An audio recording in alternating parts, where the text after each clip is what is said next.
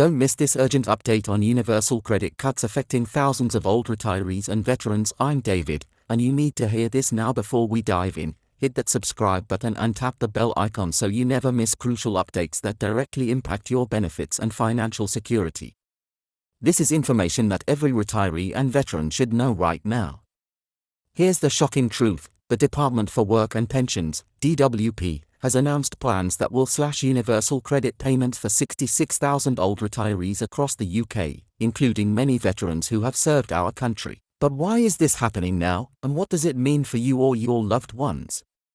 Could this change push thousands into financial hardship during their retirement years? And what can be done to protect your income and benefit from these cuts? This isn't just another headline. It's a real threat to the financial stability of elderly claimants relying on universal credit to make ends meet. The cuts specifically target those who are disabled or have long-term health conditions, many of whom are veterans adjusting to civilian life with additional challenges. How will those affected manage rising living costs without this vital support? Is the government doing enough to consult with veterans organizations or support groups for seniors before enforcing these changes? Many of you might be wondering, what exactly is being cut? Universal credit includes a limited capability for work and work-related activity (LCWI) element designed to help people with disabilities or chronic illnesses. Previously, claimants received a weekly amount to help cover their needs, but now, this top-up is being frozen or reduced for new claimants. Even worse, people over 65 or old retirees are being excluded entirely from this support. So what options are left for those who suddenly lose this income? Could there be alternative benefits or appeals to stop these cuts? If you're thinking this sounds harsh and unfair, you're not alone. Charities like the Royal British Legion and Help for Heroes have already raised alarms about the impact on veterans, calling the changes callous and warning of increased hardship during a vulnerable phase of life. Will the government listen, or are these cuts here to stay? In this video, I'm going to break down the full scope of these universal credit cuts, explain what they mean for old retirees and veterans, and share practical steps you can take to protect yourself and your family from sudden financial losses. Stay with me, the information you'll hear next could make a real difference to your retirement security. And remember, if you find this video helpful, please like, share, and comment below with your experiences or questions. Let's make sure every senior knows what's happening and how to fight back. The changes the Department for Work and Pensions is introducing will deeply affect thousands of old retirees who rely on universal credit, especially those living with disabilities or long-term illnesses. Many of these people have served our country as veterans, and now they face financial uncertainty that could jeopardize their well-being. Understanding what is happening, why it is happening, and what you can do to protect yourself is vital. Universal credit is designed to provide financial help to people on low incomes or out of work.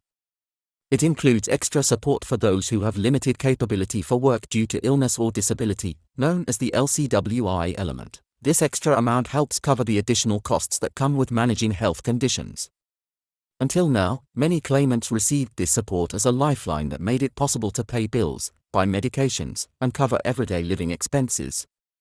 The government's recent decision to freeze and reduce these payments and to remove eligibility for people over 65 means that this lifeline is being cut for a significant group of vulnerable individuals. For many old retirees who receive universal credit, this reduction or removal of support is a serious blow.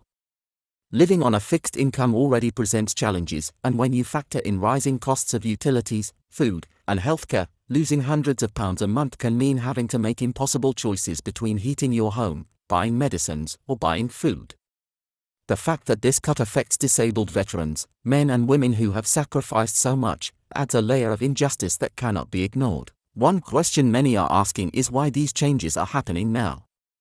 The government argues that it needs to manage public spending carefully, especially given the economic pressures and increased demand on welfare systems. They also suggest that eligibility for universal credit top-ups should be stricter to ensure that only those most in need receive support. However, critics argue that these changes fail to consider the real-life impact on individuals who depend on this money for survival. This disconnect between policy and people's lived experience is at the heart of the controversy. Veterans face unique challenges when transitioning from military to civilian life. Many have chronic physical injuries or mental health conditions such as PTSD that require ongoing care and support. The LCWI element of universal credit was an important part of that support, helping veterans bridge the gap as they adjusted. With these cuts, some veterans worry about falling into poverty or having to rely solely on family or charities to make ends meet. The Royal British Legion and Help for Heroes have expressed deep concern that these reforms could worsen the struggles veterans face. Another worrying aspect is the exclusion of those over 65 from receiving this support under universal credit. Many older retirees do not qualify for other benefits because of their age or savings. Without the LCWI top-up, their income falls even further, increasing their risk of poverty. This is particularly troubling because older people often have higher healthcare needs and additional expenses. The cuts appear to overlook these realities. If you are someone affected by these changes, you might be wondering what options are available. First, it is important to understand the full range of benefits you might be entitled to. While universal credit is being reduced, some may qualify for other disability benefits such as personal independence payment, PIP, or attendance allowance, which are not affected by these changes. However, applying for and receiving these benefits can be a complex and lengthy process. Seeking advice from local welfare rights organizations or charities that specialize in supporting veterans and seniors can make a significant difference. You might also want to look into whether you can appeal decisions related to your universal credit claim. Sometimes, claimants are wrongly assessed or denied benefits they should receive. Having expert help to navigate appeals can be crucial. In the meantime, community support groups and local councils often provide additional resources or emergency assistance to help those facing financial hardship. It's important to keep an eye on upcoming consultations and government announcements. The DWP has said it plans to hold discussions with veterans groups and stakeholders, but many worry that these will come too late to help those immediately affected. Staying informed and engaged by following trusted news sources, veterans charities, and welfare advice channels will help you respond quickly to any new developments. The question on many people's minds is, how can these cuts be justified when the cost of living continues to rise? Many argue that reducing support for the most vulnerable contradicts the promises governments make about caring for seniors and honoring veterans. It's a difficult balance between managing public finances and ensuring no one is left behind. For you watching this, the key takeaway is to know your rights and seek help if your income is affected. Don't be afraid to ask for advice, appeal decisions, and reach out to support networks. Many organizations exist specifically to help veterans and older people navigate these challenging changes. Connecting with others who face similar situations can also provide emotional support and practical tips. This situation highlights a broader issue: how society values and supports its older and disabled citizens. While welfare reforms aim to reduce costs, they must also protect dignity and security for those who have contributed to their communities and country over many years. As these changes unfold, your voice matters. Sharing your story, contacting your local MP, and supporting advocacy groups can help push for better policies. Together, seniors and veterans can make an impact that ensures fair treatment and financial protection. In the next part of this video, I'll walk you through detailed steps to check your eligibility, apply for alternative benefits, and connect with support services. We'll also explore advice on managing finances during this difficult time, and how to prepare for possible future changes. Remember, staying informed is your best defense.